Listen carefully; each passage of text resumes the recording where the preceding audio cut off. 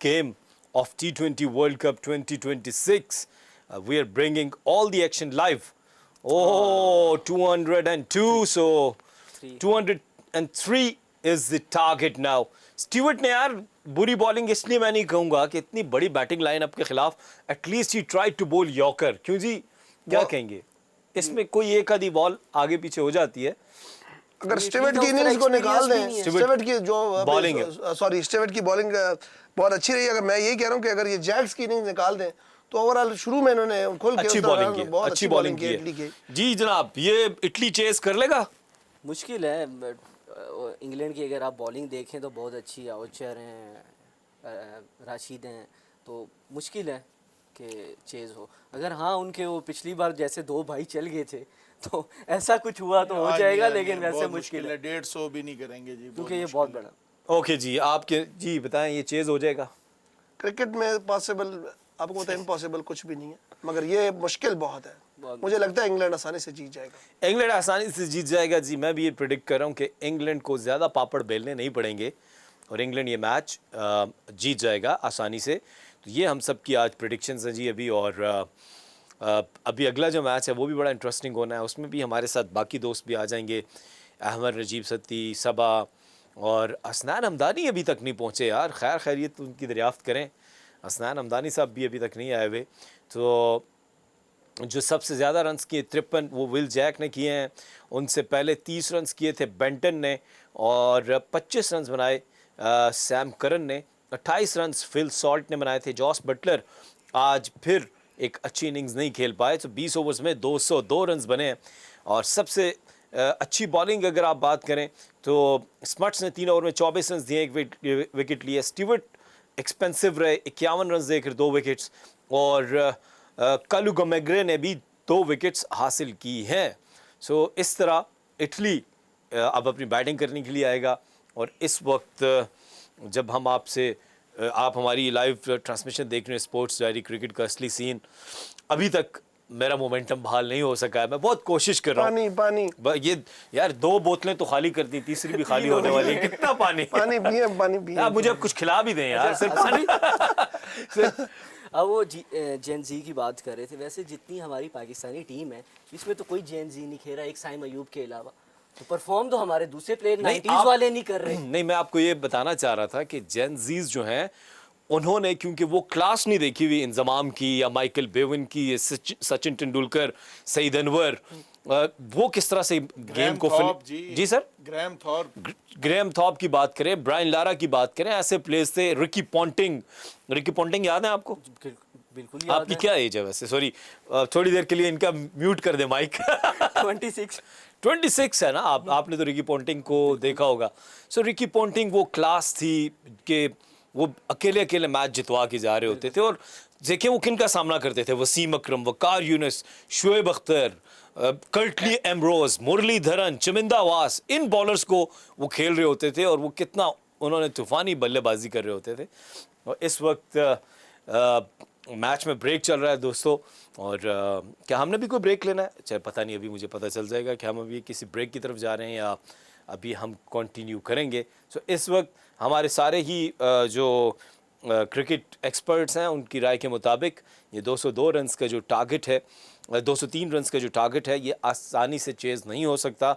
इसके लिए बहुत ज़्यादा मेहनत करनी होगी इटली को. क्योंकि इंग्लैंड की टीम के पास अच्छे बॉलर्स मौजूद हैं, लेकिन इंग्लैंड एक बड़ा क्लोज मैच जीता है नेपाल से. उसमें भी उनकी बॉलिंग लाइनअप फ्लॉप हो गई थी, ऑलमोस्ट हार गए थे. अगर सैम करम वहाँ पे आके उन्होंने बहुत अच्छा ओवर किया और सारी यॉर्कर लेंथ पे उन्होंने बॉलिंग की आके, तो अगर वो ओवर ना करते तो इंग्लैंड वो मैच भी हार गया था. एग्जैक्टली. यस नवाब भाई, अभी इस मैच पे बात करेंगे. मेरे ख्याल से ये मैच अभी इंग्लैंड ने काफ़ी ज़्यादा रन्स कर दिए हैं और इटली ने अगर ये मैच जीतना है तो कोई बड़ा 100 या दो बड़ी 50 होंगी तो तभी जीतने के चांस हैं. अदरवाइज बहुत मुश्किल है. जब आप इतना बड़ा नवाबी टोटल आप इसको चेस कर रहे होते हैं तो आपको स्टार्ट बहुत जरूरी है. स्टार्ट बहुत अच्छा हो रहा है. अगर पिछले मैच की बात करें तो इटली के ओपनर्स ने बहुत अच्छा खेला है. जी उनके दोनों भाई जो मॉस्का ब्रदर्स हैं. मॉस्का ब्रदर्स, यस, दोनों ने 50s की थी. तो दोनों ने खेलते भी अच्छा है. अगर उनसे अच्छा स्टार्ट आ गया, फ्लाइंग स्टार्ट, तो इजी होगा थोड़ा. तो फिर जो है ना चांस बन सकता है. लेकिन फिलहाल मुझे नहीं लगता कि इंग्लैंड के पास बड़े एक्सपीरियंस बॉलर हैं, स्पिनर भी अच्छे हैं। बिल्कुल ठीक जनाब। और अहमद भाई आप कुछ कहना चाहेंगे? लगता है आप बहुत महवे गुफ्तगू हैं या कुछ स्टैट्स निकाल रहे हैं बाबर आजम के कि शायद उसको किसी तरह डिफेंड किया जाए, क्योंकि आप तो बहुत डिफेंड कर रहे थे ना। नहीं, हमें तो मेरे ख्याल से हमें डिफेंड करने की जरूरत है। हमने कौन सा कोई बाबर आजम के नहीं, अहमद भाई ने तो बहुत डिफेंड किया। नहीं, हमें देखें बात ये है कि डिफेंड देखें, इतने बड़े मैच से पहले हम अपने किसी भी प्लेयर को डिस्ग्रेस नहीं करना चाहते थे। मैंने तो शाहीन शाह अफरीदी को भी किया था, अगर आपको याद हो। तो मैं बड़ा पॉजिटिव आदमी हूँ और बिल्कुल या जाहिर सी बात है, हम इंसान हैं सब, हमारी फीलिंग्स हर्ट होती हैं। At the end of the day हम सब इंसान हैं, जितने मर्जी पॉजिटिव हों। तो फिर दिल को समझाएंगे। 18 तारीख को भी आपको फिर उसी तरह जज्बे में नजर आएंगे जब नमीबिया से खेलेगा। और नमीबिया से जीत के आप एक दफा फिर अपने उनको स्टार कहेंगे, किंग कहेंगे, है ना? वो क्या कहते हैं कि एक ही दिल है, कितनी बार जीतोगे तो मैं पाकिस्तानी टीम को ओए होए होए होए होए, एक ही दिल है, हम कितनी बार तोड़ोगे। हाँ बस क्या करें यार अहमद भाई, अब तो वो में जितनी बार आप उम्मीद लगाएंगे उतनी बार। देखें मैं तो शाहीनों का तो शेवा कुछ और है, पलटना झपटना, झपट कर पलटना, लहू गर्म रखने का है। कहा तो ये एक बहार। कोई बात नहीं, अभी भी अपने लोगों को वो कहूंगा कि थोड़े से पॉजिटिव पलटेंगे जी, पलटेंगे। कभी पाकिस्तान 2 कदम, शेर जब 2 कदम पीछे लेता है तो वो घबरा के नहीं लेता, वो बड़ी जम के लिए लेता है। आप 2017 की चैंपियंस ट्रॉफी में भी हम बाहर हो रहे थे, फिर हम एक ही दफा ऐसे पलटे कि फिर झपट के हमने 92 के वर्ल्ड कप का भी मैं आपको बताऊं, पहला मैच जो आप बता रहे थे रमीज राजा ने, इसमें 100 किया था, 102 नॉट आउट। जावेद मियादाद ने एंड में आके तेज बैटिंग की थी, तो उसमें हमने 225 का टारगेट आई थिंक दिया था, कुछ इस तरह था, तो वो हम 10 विकेट से हार गए थे। दूसरे मैच में हमारी टीम 93 पे ऑल आउट हो गई थी, जो उसमें 73 पे ऑल आउट हो गई थी। उसमें हमारे बारिश होगी और उसमें बारिश होगी, वो 1 पॉइंट हमें मिल गया, वो 1 पॉइंट लेके हमें सेमीफाइनल तक ले गया। सर हमारी टीम तो 43 पे भी आउट हुई उसमें अच्छा उस वर्ल्ड कप 47 पे 43 सर, उसमें एक और मैं आपको बताऊं, वेस्ट इंडीज के खिलाफ उस वर्ल्ड कप में आपको 92 की 47 नहीं था, 43 था। देखें, दोनों चेक करते हैं सर। नहीं 43 पे आउट हुए हैं, यस आप सही कह रहे हैं। वेस्ट इंडीज के वेस्ट इंडीज के अगेंस्ट वो 47 था, 43।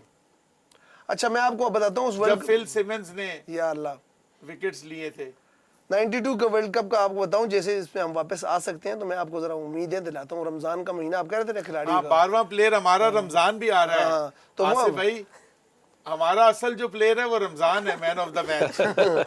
तो वो मैं आपको बताऊं उस वर्ल्ड कप में हम वेस्ट इंडीज से भी हारे, इंडिया से भी हारे। हमारी टीम इंडिया से फार बेटर टीम थी और हम वो मैच सर वो उस टाइम तो हमारी टीम ऐसी थी कि इंडिया को 2 बारियां भी देते तब भी अच्छी थी। हाँ, हमारी टीम तो उस वक्त बहुत अच्छी थी, हम इंडिया से हार गए थे मैच। लेकिन असल में मेरे ख्याल से जो हमारा जो एक चेंज हमें अलाउड है, रमजान हमारा आ रहा है खेलने के लिए, वो असल ट्रम्प कार्ड है, उस्मान तारिक से भी बड़ा। एक्चुअली मुझे अभी भी कुछ दोस्त देख रहे थे और वो कह रहे थे यार डोंट फील सैड, अभी मुझे मैसेजेस आए, कुछ नहीं है। तो भाई मैं बहुत कोशिश कर रहा हूँ अपने आप को जगाने की, एक दफा फिर हिम्मत भर रहा हूँ अपने अंदर कि मैंने ग्रीन शर्ट्स को सपोर्ट करना है, बिल्कुल करना है, हमारी टीम है और जो गलतियां उनसे हुई हैं प्लीज यार अगली दफा ना करना, यही कह सकता हूँ और क्या कह सकता हूँ तुम लोगों को यार।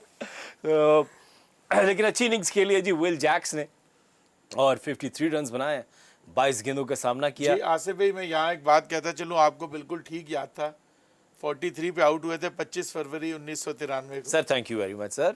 उसमें मैच में मैं आपको बताऊं वो गुलाम अली खेले थे उस वक्त।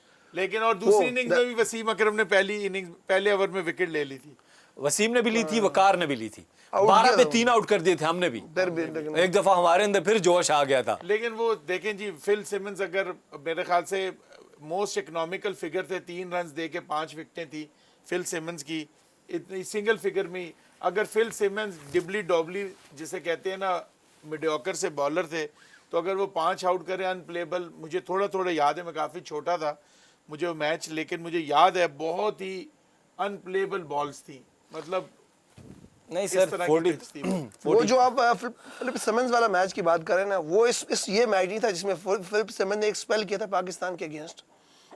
उसमें फिलिप सिमंस ने 3 रन दिए थे 10 ओवर में, 10 ओवर्स में या 3 थे या 4 रन थे। उसमें फिलिप सिमंस ने कोई मेरे ख्याल से 8 या 9 ओवर मेडन फेंके थे और उसमें बाकी उसने 4 आउट भी किए थे। तब भी हम बैक फुट पे जब जाते थे ना पाकिस्तान में, हम डर के जब बैक फुट पे होते थे तब भी हम ऐसे तो ये 43 वाला जो है ना, इसमें पैटरसन पैटरसन थे, उन्होंने out किया। पैटरसन बहुत तेज 150 पे बॉल्स करते थे। नहीं वो उनका कम बैक था, लेकिन ये विकेट ही बहुत मुश्किल था। इस पे जो है ना वो उन्होंने खिलाया। गुलाम अली थे यहाँ से डोमेस्टिक से परफॉर्म करके थे, उनको बासित अली के भाई नहीं थे, ये और थे कोई।